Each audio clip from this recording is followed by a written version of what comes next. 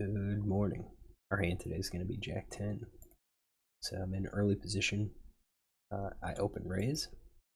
Here's my early position open raising range. I have Jack 10 diamonds in my range, and I get 2 callers to the flop. Both players seem to be about the same, similar. This player, we have a limp and caller raise of ace 3 suited. This player has 3-bet range of ace 5 off. And that was from the blind. 3 blind versus steals with ace 5 off.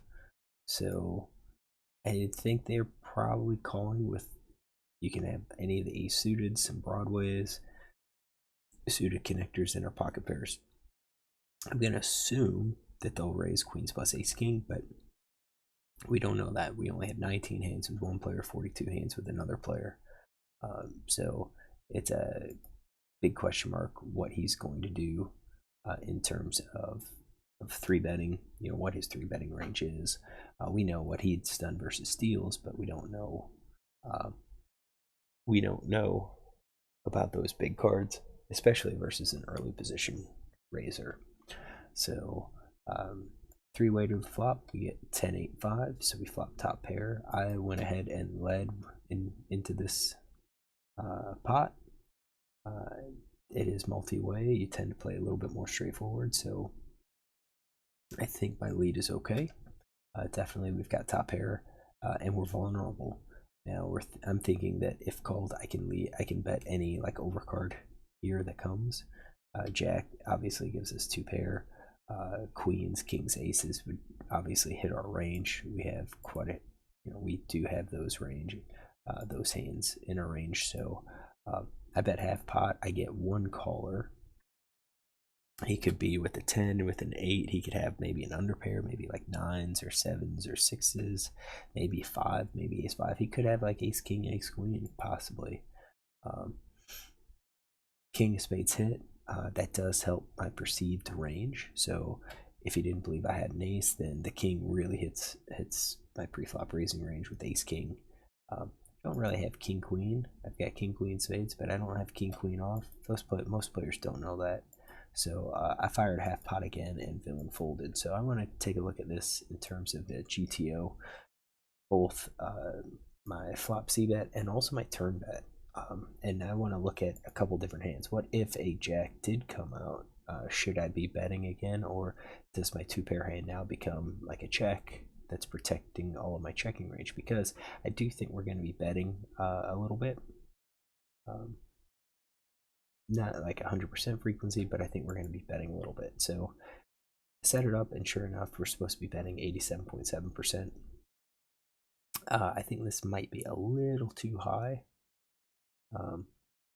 But I mean, compared to villain's range, I mean, he's not going to have a huge number of 10s. Typically, a calling range includes a lot of 10s.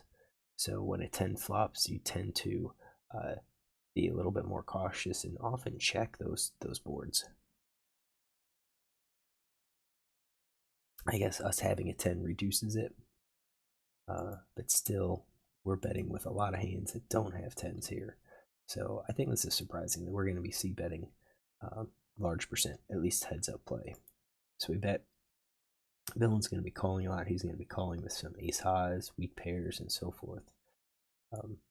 So he makes that call, and then we went from 87 down to 44. And I think this is what I'm talking about. Having to check some of our better hands to protect the rest of our checking range. Looks like we're going to be betting some of our flush mix strategies. So like ace 2, ace jack. Surprised. Some of these others are not. We're betting half pot. Our hand was jack 10, so here GTO suggests we check here. I guess that's okay. We got a middle pair. We are giving credit. Villain could be calling with any middle pair. Maybe we are checking here to allow villain to bet. So if he bets, we're folding a jack 10. If we check and he checks, and let's say 2 hearts comes out, then we do kind of have a mix. Sometimes we bet Jack R10, sometimes we don't.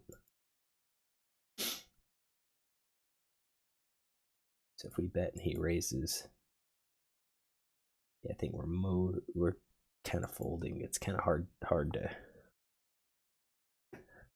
to call that. I think I would fold. I don't think I would play GTO at that point.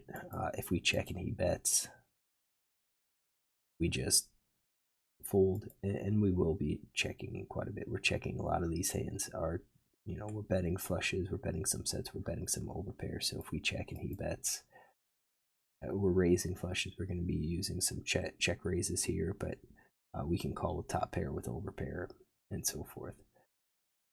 So it looks like, even though I won the pot, I think we probably needed to check this Jack 10. So what happens if it was a Jack of spades? Does that change anything? A little bit. We can now bet a little bit more with Jack 10. So we went 39, 61, 40. Okay, so we're betting a little bit less when that Jack hits. I think that's not too surprising, given our range. Based on our range, Jack's going to hit a lot of hands that would have called. Jack 9, if he has it.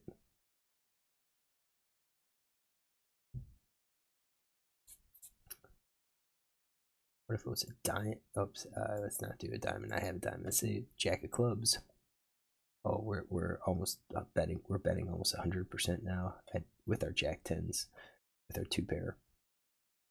Frequency is still lower because the Jack of hearts does connect, but we're betting our 2 pair, overpair. Some of our 3 of a kinds we're going to be checking, and I bet we're going to use those as check raises. Yep, definitely using those strong hands as check raises. We don't have many 2. We don't have any 2 of a kinds. So some of our aces and kings.